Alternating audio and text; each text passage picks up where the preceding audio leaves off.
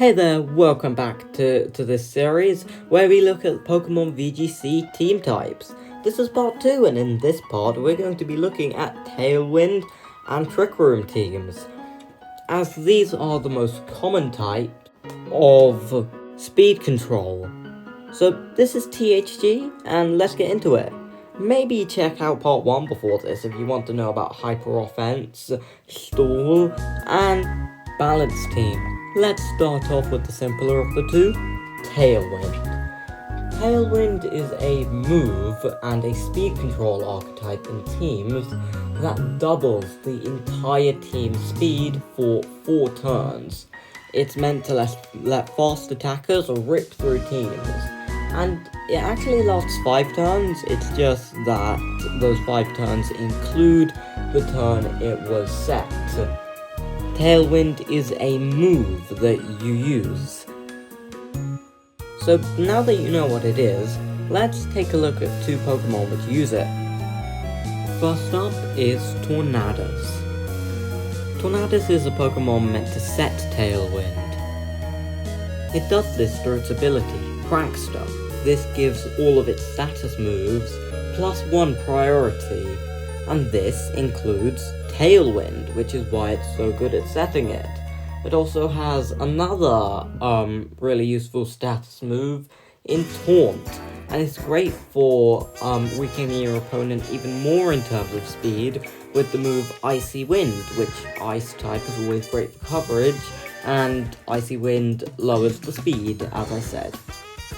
Tornadus naturally has a great speed stat, so even when contesting with other priority moves, it's still likely to move first. Also a great Pokemon to pair with Rain, as its signature move, Bleakwind Storm, becomes 100% accurate in the rain. And Bleakwind Storm is a flying type move which does massive damage, taking advantage of its amazing special attack stat. Speaking of weather, it's also able to set up the sun and the rain with the moves Sunny Day and Rain Dance. Now, onto a Pokemon able to make great use of Tailwind. Urshifu Rapid Strike. Should mention that Single Strike is good for this too, but Rapid Strike is what I generally end up seeing. It's not as fast as Tornadus, and has quite a high attack stat, so ends up being great in Tailwind, as still in Tailwind, when its speed stat is boosted, it's going to outspeed everything, and its attack is still mad. Speaking of its attack, part of the reason it's used is because of its signature move and ability. Its ability, Unseen Fist, lets it hit through Protect when using a contact move, and with Protect being one of the most significant things in Pokemon VGC, this ends up being slightly overpowered, to say it the least. Signature move is called Surging Strikes, and is rather dangerous. It's a physical water type move that has an accuracy of 100% and 25 base power, but it's actually 75 because it always hits 3 times. Now, part of the reason it's overpowered is that every hit is a critical hit, meaning it ignores stat boosts and stat drops in attack and defense. Then it is a contact move, meaning due to its ability it hits through Protect. Also, Urshifu Rapid Strike is a water type, meaning this ends up being Stab, and its base power is actually... So yeah, I'd call Urshifu a bit overpowered. In fact, you could even pair it with Tornadus if you wanted to. You can set up Tailwind, and with Tornadus, then set up Rainy Day, both with priority, and then the rain helps out Urshifu. So yeah, safe to say these two are the dynamic duo of Reg F Tailwind. Just quickly, my personal Tailwind users that I've used are Iron Jugulus, and I've been using Articuno, but it's mostly Articuno for me. Now, on to Trick Room. Trick Room is the anti-Tailwind. It is a move which lasts 5 turns, including the turn it was set.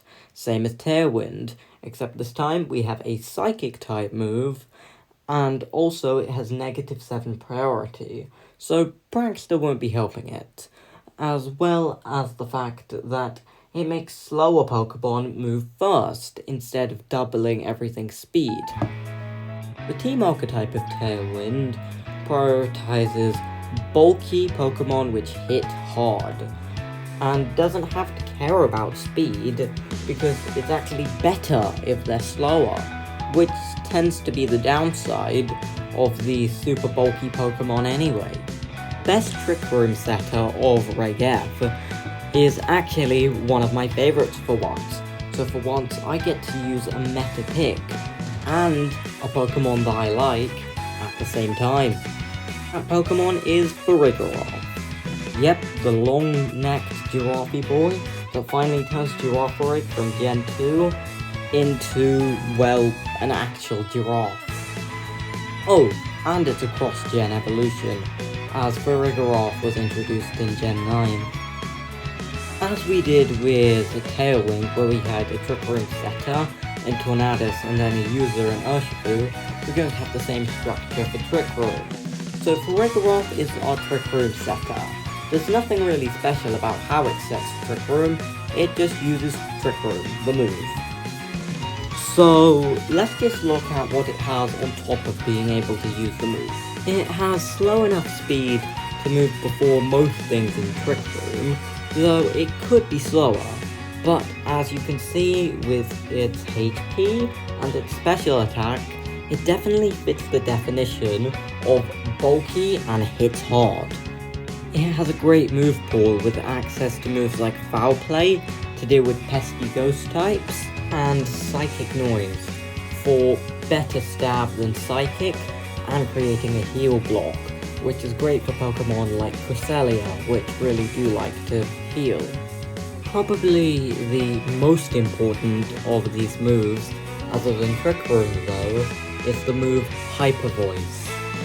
It's a normal type move with 100% accuracy and a respectable 90 base power. It is notably a sound move and also a spread move. Spread moves are always good, but it being a sound move is particularly important because of the item it's generally paired with. For Farigiraf, that item is the Throat Spray. It increases the holder's special attack by 1 stage after they use a sound-based move. Meaning, once Farigiraf has used Hyper Voice for the first time, its Hyper Voices get even more powerful.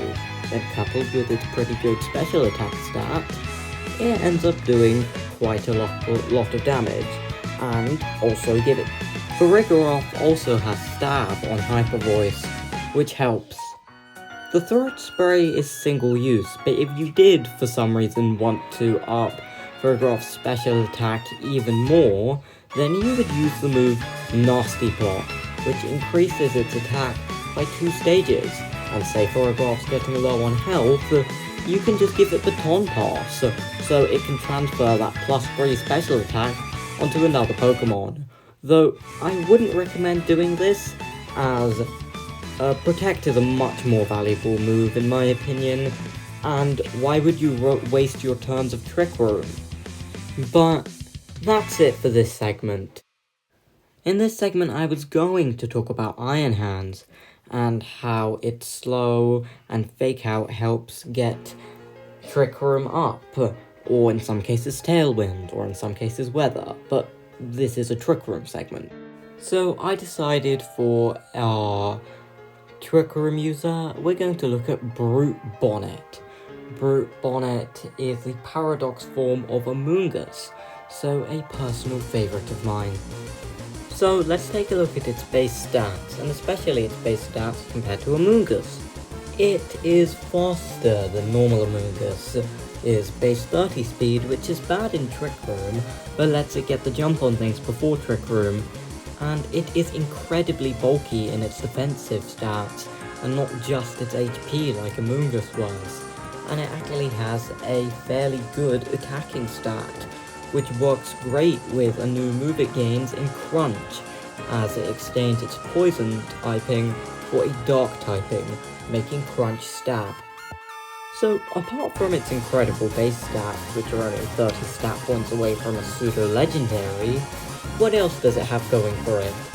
Well, there is pretty much Amoonguss's entire moveset, bar Toxic, and I've already mentioned that it has Crunch. With obviously the highest usage is Spore at 25% usage. It's guaranteed sleep. There isn't much more to be said. Well, guaranteed sleep on anything that isn't holding safety goggles, or has some kind of immunity to grass, or is grass. It essentially just removes one of your opponent's Pokemon for a couple turns. Also transferred over from Amoonguss is Rage Powder. This is a redirection move that lets Amoonguss take any hits that its partner might have otherwise taken, which is great for keeping your partner alive in the same way Fake Out is. Again, as usual for Amoonguss, there is Pollen Puff. This thing can heal up to half of your allies' HP, are we seeing a theme here, and can also deal some good chip damage. Being a bug move, it gives it something to hit fellow grass types with. There is Seed Bomb as just reliable physical grass stab. Great. Lastly, a more interesting move in Sucker Punch. Sucker Punch is a priority move and does decent damage as Dark Stab instead of Crunch, because Crunch isn't actually used that much.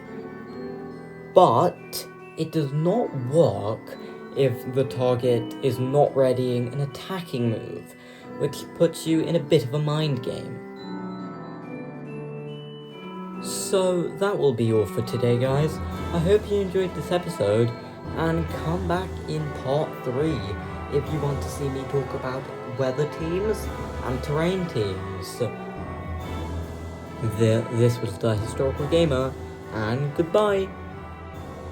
Oh, and remember to comment if you've got any feedback. Follow me into the dark with your heart as the arc which shall shine you away.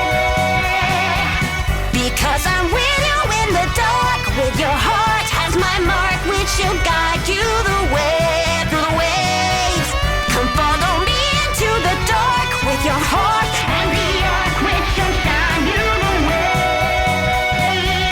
Because I'm with you in the dark with your heart as my mark which will guide you the way through the waves.